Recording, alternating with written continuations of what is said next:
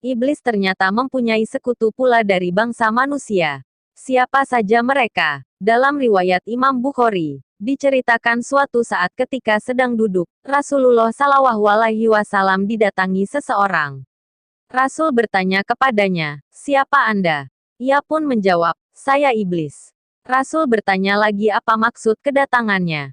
Iblis menceritakan bahwa kedatangannya atas izin Allah untuk menjawab semua pertanyaan dari Rasulullah. Kesempatan itu pun digunakan Rasul Shallallahu Alaihi Wasallam untuk menanyakan beberapa hal. Salah satunya mengenai teman-teman iblis dari umat Muhammad yang akan menemaninya di neraka nanti. Iblis menjawab, temannya di neraka nanti ada 10 kelompok. Yang pertama, kata iblis, hakimun jair, hakim yang curang. Maksudnya adalah seorang hakim yang berlaku tidak adil dalam menetapkan hukum. Ia menetapkan tidak semestinya. Tak hanya hakim, dalam hal ini bisa juga para penegak hukum secara umum, seperti polisi, jaksa, pengacara, dan juga setiap individu, karena mereka menjadi hakim dalam keluarganya. Yang kedua, kata iblis, adalah ganiyun mutakabir, orang kaya yang sombong. Ia begitu bangga dengan kekayaan dan enggan mendermakan untuk masyarakat yang membutuhkan. Dia merasa semua yang diperolehnya merupakan usahanya sendiri tanpa bantuan orang lain. Contohnya, seperti Karun. Ketiga, kelompok yang menjadi teman iblis adalah tajirun khain, pedagang yang berkhianat. Ia melakukan penipuan, baik dalam hal kualitas barang yang diperdagangkan maupun mengurangi timbangan. Bila membeli sesuatu, ia selalu meminta ditambah, namun saat menjualnya, ia melakukan kecurangan dengan menguranginya.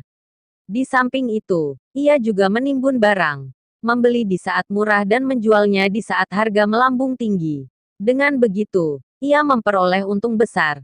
Demikian juga pada pengerjaan proyek tertentu, ia membeli barang dengan kualitas rendah untuk meraih keuntungan berlipat, markup. Kelompok keempat yang menjadi teman iblis adalah syaribu al-hamar, orang yang meminum hamar. Minuman apapun yang memabukkan, ia termasuk hamar. Misalnya, arak, wine, whisky, atau minuman yang sejenisnya. Dalam sebuah riwayat disebutkan, peminum khamar, pemabuk. Ketuk untuk menyukai komentar. Syekh Khalil dalam sebuah riwayat disebutkan, peminum khamar, pemabuk, dikatakan tidak beriman jika ia meninggal nanti masih terdapat khamar dalam tubuhnya. Titik. Yang kelima, al-fataan, tukang fitnah. Fitnah lebih berbahaya daripada pembunuhan. Al-fitnatu asyadu min al-qatal. Lihat Qs al-Baqarah. 2, 191. Titik. Membunuh adalah menghilangkan nyawa lebih cepat, namun fitnah, membunuh seseorang secara pelan-pelan. Fitnah ini bisa pula, pembunuhan, karakter seseorang.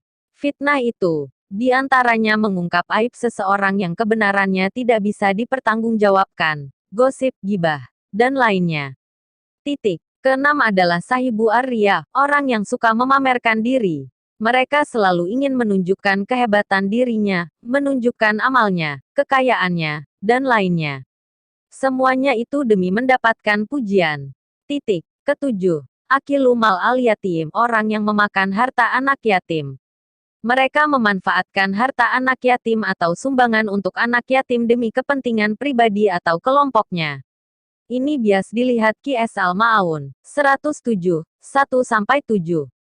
Kedelapan, al-mutahawinu bi al-salah atau orang yang meremehkan salat. Mereka memahami perintah salat adalah kewajiban, namun dengan berbagai alasan akhirnya salat pun ditinggalkan. Allah juga mengancam muslim yang melalaikan salat. Titik. Kesembilan, ma'ani'u az-zaka'ah, orang yang enggan membayar zakat. Mereka merasa berat untuk mengeluarkan zakat walaupun tujuan zakat untuk membersihkan diri dan hartanya. Titik. Teman iblis yang ke-10 adalah men yutilu al-amal atau panjang angan-angan. Enggan berbuat, namun selalu menginginkan sesuatu. Ia hanya bisa berandai-andai, tapi tak pernah melakukan hal itu.